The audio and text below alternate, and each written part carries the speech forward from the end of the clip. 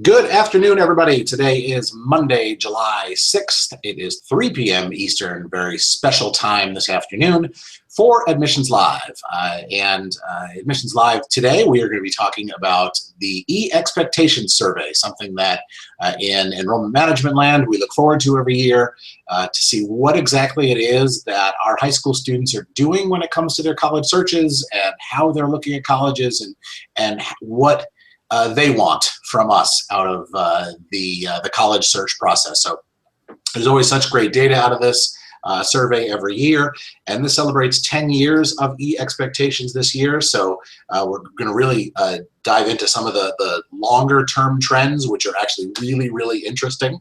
We're going to bring up some slides, providing all the technology works. It's going to be fantastic. So Admissions Live is part of the Higher Ed Live network. We offer live webcasts each week, just like this one for professionals in higher education.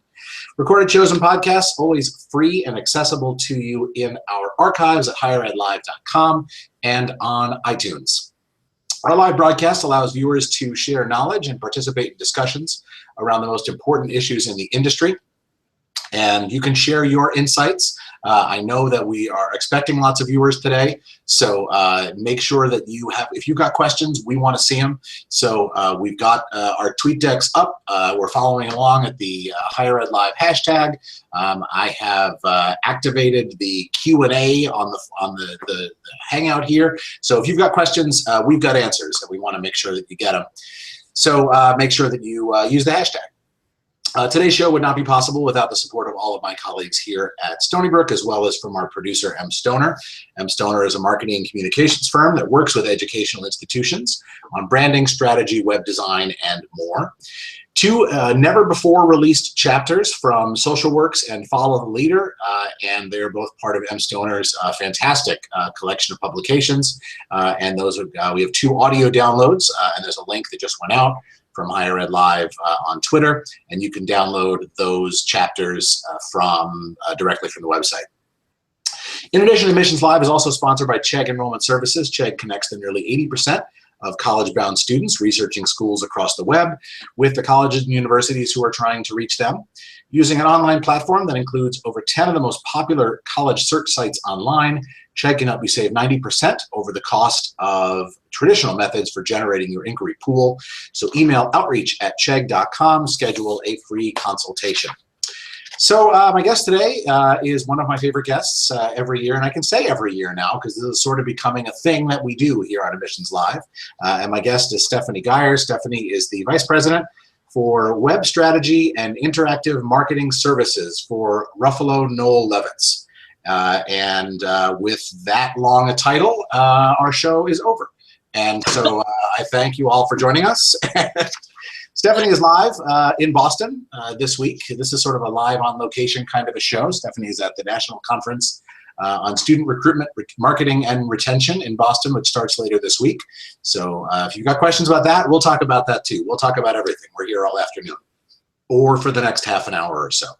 So Stephanie, welcome. Thank you, Chris. So great to be here with you all. I really appreciate the chance to begin sharing our 2015 data. It's an exciting anniversary year for us, as you mentioned, and we have a lot of, I think, interesting results, some continuation of results that we've seen year over year, and I think an opportunity to continue our partnership with all of you in thinking about what happens with E-Expectations moving forward. So grateful to be here. We're doing the formal debut of the results on Wednesday at 3 o'clock. So if you find yourself in Boston and want to come on over to the Sheridan, come see me. I'll get you in. See, you've got a connection just from watching the show. You've got a connection. Right. How great is that? So let's talk about 2015. So what's the big focus from this year's study? Couple of things. One, we were keenly interested in exploring a little bit further how students are using search, and let's just call it Google because that's what it is, how they're using the Googles to get their way to your college websites. And, you know, not just that they are using search. I think those of us who live in this world get it, but having data to show our leadership and prove that we need to work on SEO strategy, that we need to work on content strategy, that people are indeed paying attention to what we put on those websites, especially program pages, is essential. But then also some of the nuance around how they search, I thought was an interesting piece as well. Always, social media has been a huge part of the results of our study, just looking at trends and thinking about what channels we want to be in. And think to myself over the past year about the blank is dead phenomenon, that every time I go to campus, I think that's a monthly discussion we have here on the show too. Yeah. Something dies every month. What's dead now? I'm not Right. dead yet. I feel happy. So, and where else do I get to do Monty Python? Awesome. So, unexpected, right? So, and aging me. So what is not dead, I think, is a better category of conversation. What is not dead? Facebook, it's not dead yet. Email, still not dead. Print, well, yeah, probably not dead. It's just, you know, there's digital strategy in my work life, so how could I care about print? Right. Well, I think that's it. I think that's the point. It's a matter of really looking at what you're doing, and I think we can do that now. Part of social media and the internet was this sort of wild frontier 10 years ago, and now the data is so robust, and we know where students are clicking on our website. I mean, to the pixel. Yeah. We know where students are clicking, and so it's important to know that kind of data to get the most out of it. And our VP for marketing sent around an email to our whole marketing crew earlier this week, and it was one of these online tips for effective marketing. And the first one was look at your return on investment. And his point was, who doesn't look at that stuff now? You have to look at that stuff, for better or for worse. You have to look at that stuff now. Yeah, and that's a great riff. I wish that you all could have been with me in this meeting I was having with my full-time team downstairs here at the Sheraton. We're doing a little internal powwow, and we've got our associate, Alan Etkin, who I think is the continent's leader in Google Analytics for higher ed. And we're talking about that measurement and who isn't measuring, but the challenge, I think, is often knowing what is actionable, like what to measure that you can actually do something about. So that could be another whole show. Let's do that. That's true. Yeah, that'll be next month's show. Yeah. So, what? How do we reach out to students this year? We were talking sort of prior to the show, and I said one of my questions with E-Expectations every year is you've got several thousand juniors and seniors, and they're looking at colleges, but our applicant pool is 35,000 people, and so how can you take a 3,000 student survey and extrapolate that? It seems Sure. like me, and I'm not a statistician, I'm not a researcher. So how do you take this kind of data and make this survey? So, it goes to understanding the total N, or universe, of the population, which is in the millions of high school students, looking at our available list resource, which is, again, NRCCUA, and understanding what kind of margin of error you're willing to live with in terms of the data. We're at somewhere around 95, 96% margin of error on 3,052 students. So in the context of millions of high school students out there, that does seem like a small fraction. However, at Ruffalo Noel Levitz, we've got this really, really smart guy that runs our market research division, and I go to him and I say, Scott Bodfish, I need to know what's the most cost-efficient number of sample that I need to complete to get to a confidence interval and a margin of error that my folks can live with. And so Scott says, hey, 2,000 is the baseline. This year we did a web-based survey, and we blew it out of the water. We ended up with 3,052 complete. So we even exceeded what our original target was. So it's an embarrassment of riches of data, Chris. Perfect. See, that's wonderful. No more questions about sample size. It's a land of abundance. We are good to go. All right. So what did you learn this year? What are the big points to take away? A couple of things, and maybe this is where we want to get into some of the slides. So okay. Yep, hang on, let me get those ready on my end here. Bring up my slides. And I can cue you and say, if you went to slide number 6, Okay, hang on a Actually, second. you know what? Go to 5. Let's do a little nostalgia.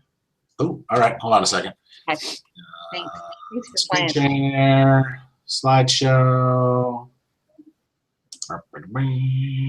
share. Boom. There we are. All right. So let's do. Oh, wait a minute. That's not the right. Well, let's do it this way. Here we go. Okay. So we have been at this for 10 years, which is just amazing to me. So I've had great fun not only pulling in the data from 2015 sample, but looking back and saying, what are the kinds of things that we saw? What questions were we asking? And what's different? What has changed? So in this particular example, I took from the 2009 survey. And so we asked, how are students finding a school online? And you can see here at this point, Googling or using another search engine by using the school's name, so a branded search at 41%. College planning sites the next higher up, and then Google search again, kind of with other keywords. And there's some really cool mascots for Stony. Yeah, sorry, I'm curse you, technology. I'm making this worse for myself. Hang on a second. And there we are. I'm just going to leave it like this. Look at what happens to a consultant's face when her slides go away. Yeah, exactly. Panic. I'll make this as big as I can. It's good. No, that's all. All right, we're good. So I'm overthinking this. Search plays a role, even back then. If we want to go to the next one. And this is our 2015 data. So you can see here, we're talking about juniors in blue, seniors in that unfortunate golden color. And we see 88.6% of juniors and 86.3% of seniors saying, I use a search engine, that's how I get there. Now, we do see some evidence that people are still bookmarking. Maybe they've got a print piece in hand. I thought it was interesting that almost double the number of juniors than seniors coming into your site through a college planning site. Interesting. And then seniors a little bit more familiar with the specific URL. So we need to pay attention to search engines. We need to make sure that we are optimizing for them, not just the Googles, but the human readers, that context and relevance are in our minds as we're creating content. And it just has to be a way of life now. So if we go to the next slide, 7, thank you, then we can see that actually naming the school, that branded search is the way to go. But then school plus major is emerging, especially for juniors. So maybe it's Stony Brook. Let's take a wild guess and say psychology. Or that's a safe guess. Yes, that's good. Okay, good.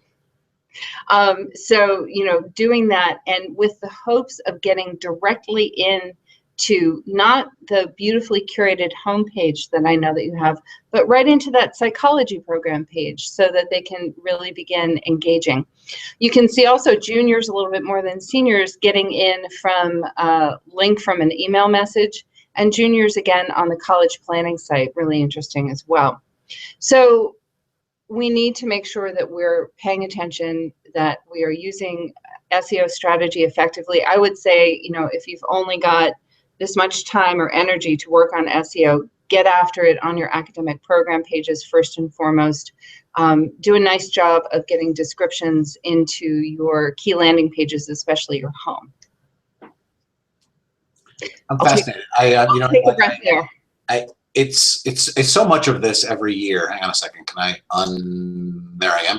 So much of this every year is sort of obvious, I think.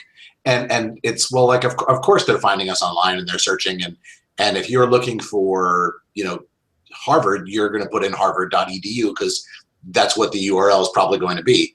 And it's interesting to see that students really are, they're doing that. I mean, they're as savvier than they've ever been, and get savvier every year at how they're doing their searches, the same way they search for anything else that they do. And I don't know why we're entirely surprised by that, I suppose. But it's good to see that that's what seems to be instinctual to me, like the data bears that out, and that's important. Well, and part of the reason why sometimes these questions seem like a firm grasp of the obvious to us the techno-digerati of higher ed. Is that what we are? Yes, go with that. Is that we need to take this data up the flagpole to folks who are not digital natives, who look at your site, their site through their own lens. It's maybe a different generation. It's maybe different use habits, different technology expertise, and understand that it's all about the user. When we're thinking about recruitment marketing, we are not the user. So understanding how and where they play is much more important than making ourselves around a conference table feel good about how a site is performing. And I think, and that came up at the High Ed Web conference last fall.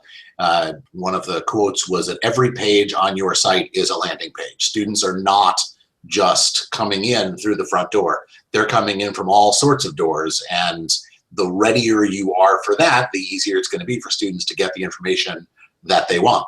Yeah, and if we've got time for another small rant, it would be that one of the things that breaks my heart the most is looking in on a site and seeing perhaps some really, really great academic content about the program, maybe some beautiful images, but the templates, the content has no call to action. So even if you've got a great SEO strategy and you are driving people into that beautiful psychology program page, if you don't give them the clues on what to do next, hey, I'm really inspired by this program, now what? Tell them what to do, give them multiple points of engagement. Don't make it only be now apply, because it doesn't work that way. They need some warm up, they need some kind of curation of the experience. So there we go, off on my soapbox. No, that's good. It's an important soapbox to be on, a very important soapbox to be on. So, so let's talk social media a little bit. What sorts of things have you found on the social media side of the house? Yeah, let me drive you. Oh, how about if we let's do a little Wayback Machine, and let's go to slide 9. Boom, 9. Okay, now I go back to screen share. Thank you. Share. Very accommodating. Screen. And share, and boom, there it is. Maybe. Yay. Okay. Boom. So, I hope it's obvious we do like to crack ourselves up and have a good laugh at ourselves. And so this is from the actual first white paper that came out from E-Expectations, which was facilitated in 2005. That's how we're counting. At any rate, what were we curious about? We were worried about that MySpace and the Facebook to some degree. You can see pretty low levels of engagement, and we were also twirling around a little bit about LiveJournal. So landscape has changed. Let's go on to the next one and talk about a couple of different data points mashed up into one beautifully charted slide.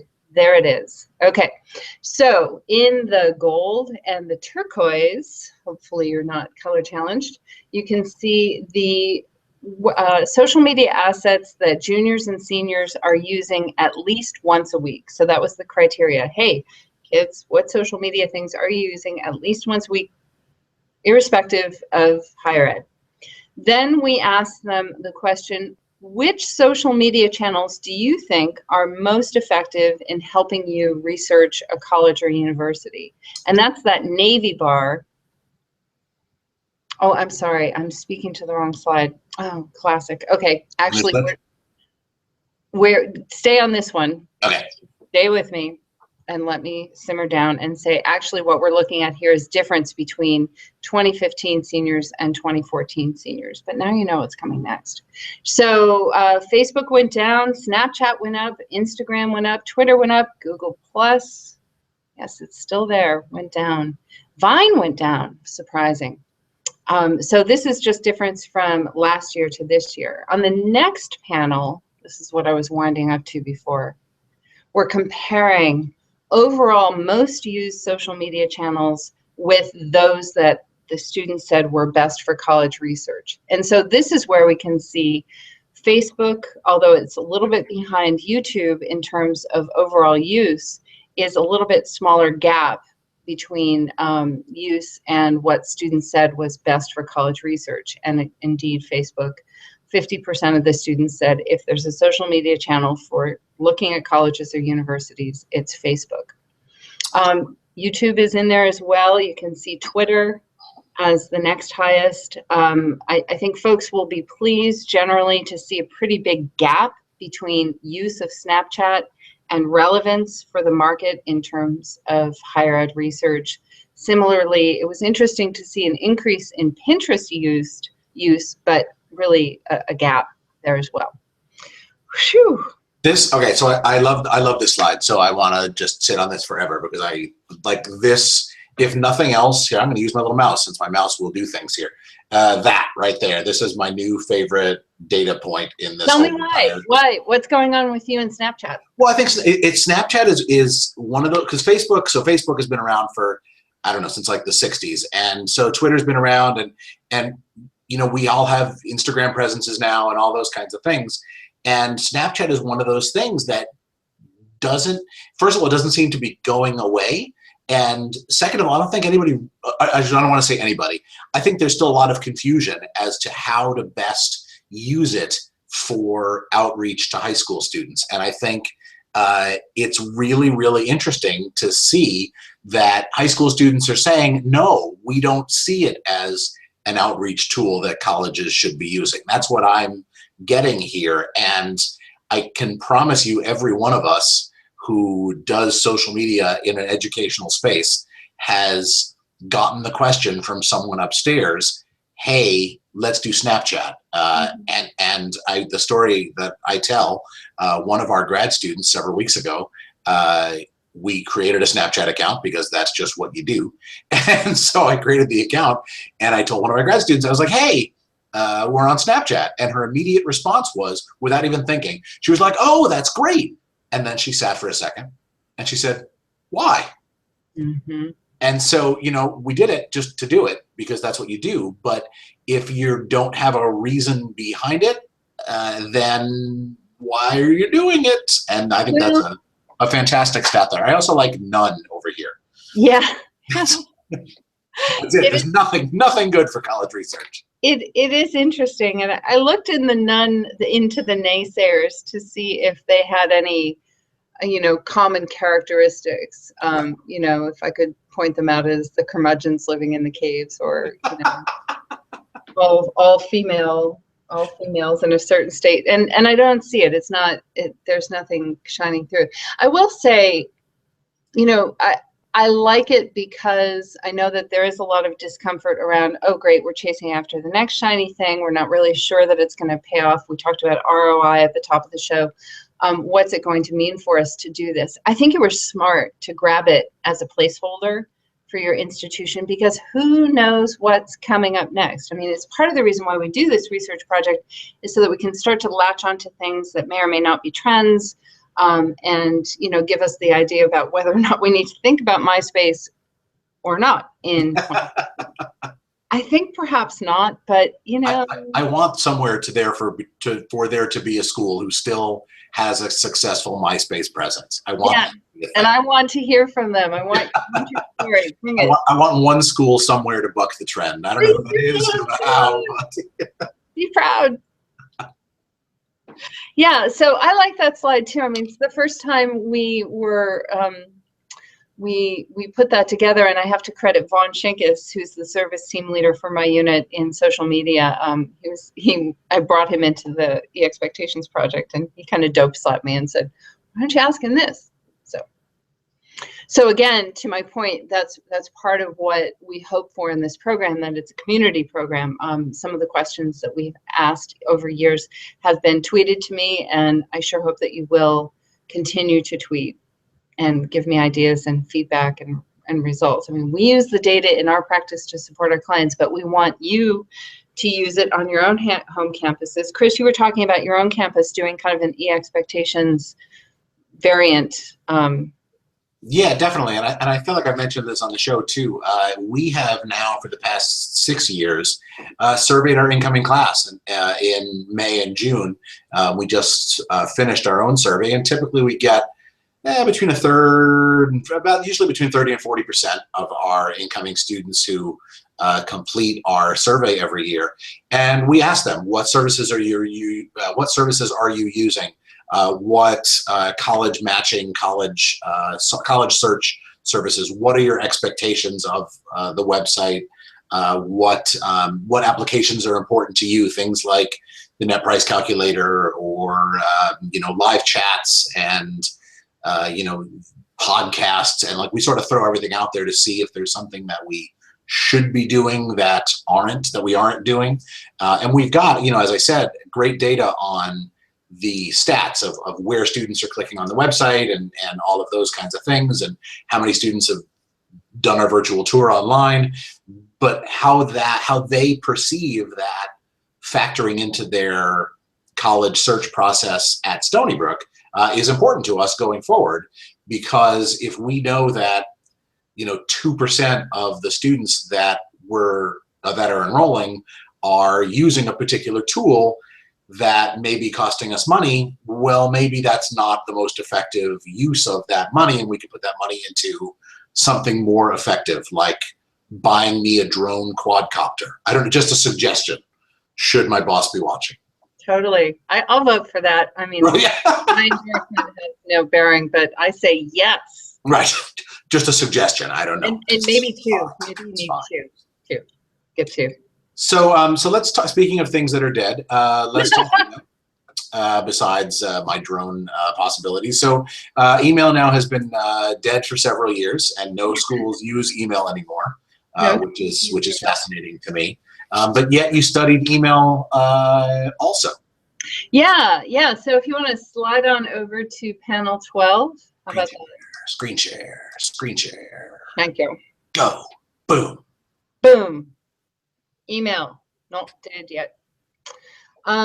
So seniors feeling a little bit more confident in the reliability of emails from colleges and universities. And if you move on to the next one, it's just a warm up. What are they?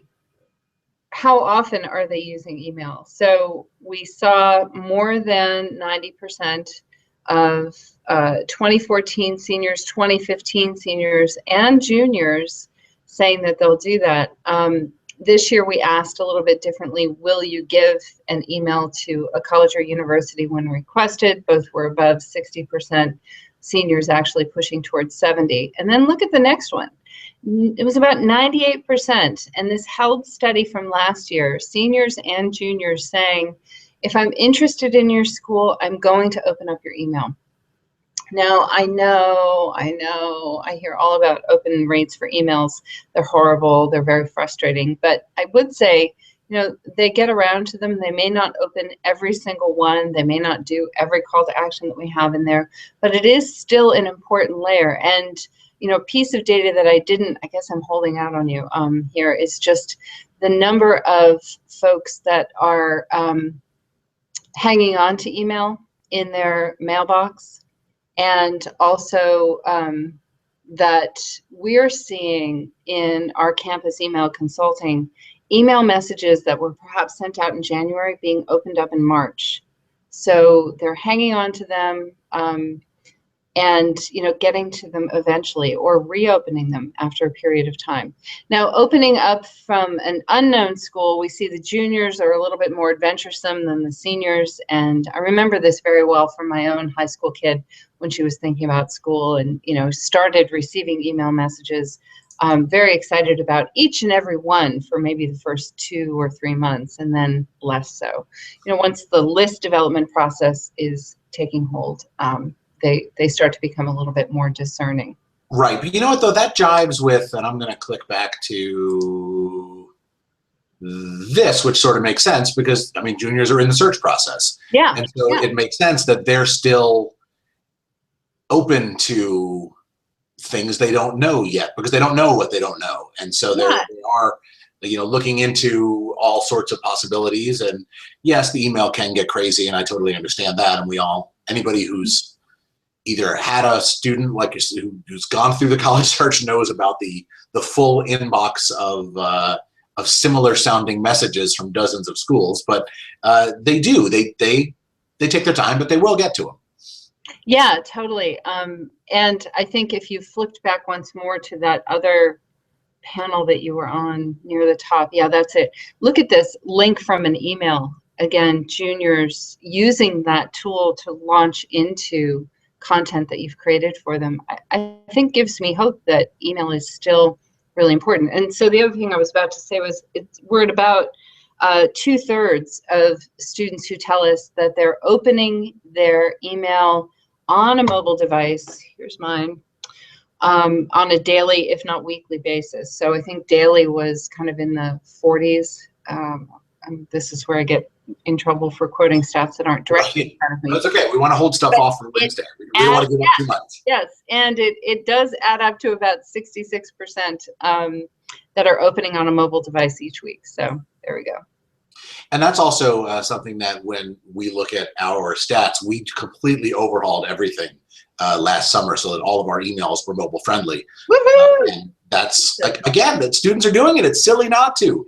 And once you do it, everything is so easy to do these days, where regardless of what sort of an email platform you're using, whatever your CRM may be, to make all this stuff mobile friendly. Again, there's no reason not to do it. Yeah, I think you're super smart to do that. Hopefully you're also using landing pages as a part of your email campaigns, and that they're responding, beautifully on a variety of mobile devices as well. Of course they are. They're study group students. Of course they are. Smart. Yeah.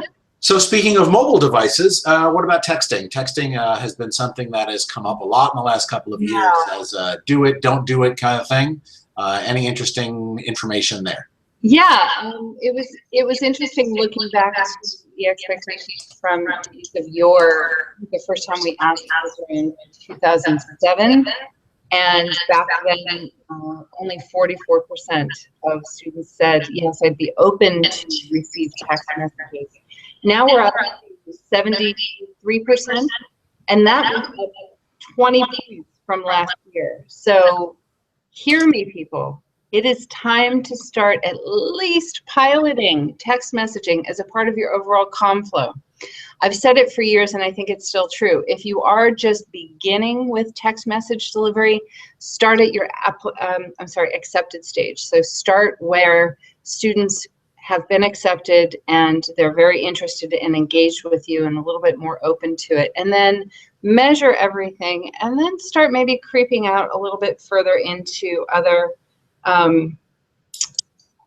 channels or other stages in the funnel. Maybe experiment if you've got a lead gen campaign going on at the prospecting stage, but definitely it's time to start texting. They're open to it. Of course, you do want to be respectful and have clear opt-outs and engagement kind of notification. Even though we're nonprofit, in most cases you're covered, but still I think be a good citizen about it. So even though 72% said that they were open to it, only 28% of seniors, which is about the same as last year, and only 10% of juniors said that they had received any text messages. And juniors were at 69.6%, which was up from 44% some time ago. So time to text. That's the gist of it. Pretty much. Don't be afraid of texting at this point. Yeah. And then I think the other piece that I want to make sure that we share is that it is also time to begin experimenting, if you've not already, with paid interactive marketing. So we've been asking for the past 3 years, have you ever clicked on a paid ad for a college or university? This year, the seniors said yes at a rate of 34%. Juniors said yes at 43%. And I looked in on kind of the crosstabs for the results here, and it was interesting. There seems to be this group of 10% that of those who said that they'd clicked on a page ad were also more likely to have visited a college Facebook page, more likely to have viewed a college website on a mobile device, more likely to have used online chat, more likely to have that said that they're open to receiving text messages, 10% more likely to give an email address, and 17% more likely to open an email from an unknown school. So interesting. there So seems to be these this students who are clicking on ads are perhaps slightly more adventurous than our traditional students. yeah, kind of this cadre of maybe early adopters or just techno go-getters that are out there trying everything that they can. And gosh, wouldn't it be great if your institution was the one who met them at the door of every new venue that they could think of? So, so we're going to run short on time here. I don't want to keep us all afternoon, but this is, as we said now, 10 years for E-Expectations. And any reflections over 10 years and or predictions for the next 10 years and beyond? So reflections, like having this research as a part of my business life has been about more fun than I ever expected to have with work. So I intend that we carry on forward, and I intend to continue to ask you all to contribute questions. I do like the horizon gazing part of it, as well as understanding the current state. So help me think about what wacky ideas we can think of to begin testing, because I promise you, in 5 years from now and 10 years from now, we're going to be making fun of ourselves saying, why are we still talking about texting? My gosh, that was so email ago. That's a really good point. You know, we got a question on Twitter that I slid down my feed and I didn't want to miss it. Question about international social use. I know that we do a little bit of tracking on our end with the international Q-Zone and vContact and all the various international pieces. Have you given any thought to looking internationally at what sorts of expectations there may be with international students? Right. We have looked a little bit, and there is a 2015 International E-Expectations study available. It's at ruffalonoellevitz.com right now, or at collegeweeklive.com. And not a lot of depth in studying social media there, because we are doing a global study. And as you said, from country to country, region to region, the channels are different, the access to channels are different. You know, if we were going to simply perhaps focus in on China as a market, then we would know which social media channels to ask about and kind of which social norms were okay in the asking process. So unfortunately, not a lot there yet, but in general, if you want to take a look at international E-Expectations, there's still some good content to consume on digital. Cool. We also got a question from about Swarm, which was the Foursquare outshoot when Foursquare split and our location-based services. Do we know if students are using location-based services? You know, we didn't see Swarm come up, and Foursquare kind of faded away a couple of cycles ago. So I haven't seen any real dedicated location stuff, except I would say, and it didn't show up here, in my own personal use, say it's all about me, right? Yelp would be a location-based resource that I use. Because I'm always wondering where I'm going to eat in that strange city that I'm visiting. But in the other category, when we asked our undergrad students about social media, Swarm didn't really bubble up as a key one that we missed. Cool. And Yelp for college searches. Got it. Check. I think you need to get all of your dining halls on Yelp. That would be, my campus dining is going to kill me. Hopefully they don't. Hopefully they're not watching, and then we won't have to worry about this. That'll be fantastic. I popped over to our survey, and we actually pulled the location-based stuff off our survey this year because it fell so low that it was a complete non-entity. Yeah. So according to our survey of our freshman class, we had precisely one student who said they used Meerkat. Meerkat, awesome. 1 on Meerkat and 3 on Periscope. So as to your new technologies, they haven't hit with us yet. So there you go. All right, so any final thoughts before we wrap up? Yes. So my Twitter handle is @StephGeyer. If you've got questions about 2015 E-Expectations, shoot me a tweet and I'll respond to you directly as quickly as possible. And if you have a question idea for me, I'd love to hear it. Wonderful. Well, with that, we will wrap up for the afternoon. And I want to thank Stephanie Geyer from Ruffalo Noel Levitz for joining me on the show this afternoon. Up next on Wednesday afternoon at 1 p.m., Tony Duty will bring us Trends in Academic Advising, and Admissions Live will be back again in 2 weeks on July 20th. Thanks as always to M. Stoner and Chegg for supporting us, and you can get reminders about this and all of the other fantastic Higher Ed Live shows by subscribing to the Higher Ed Live newsletter at higheredlive.org, and you can subscribe to us on the podcast on iTunes, so you can listen to us on the way to work, and it'll just be me and Steph Geyer all the time. You can just listen to the same podcast every day for the next 2 weeks.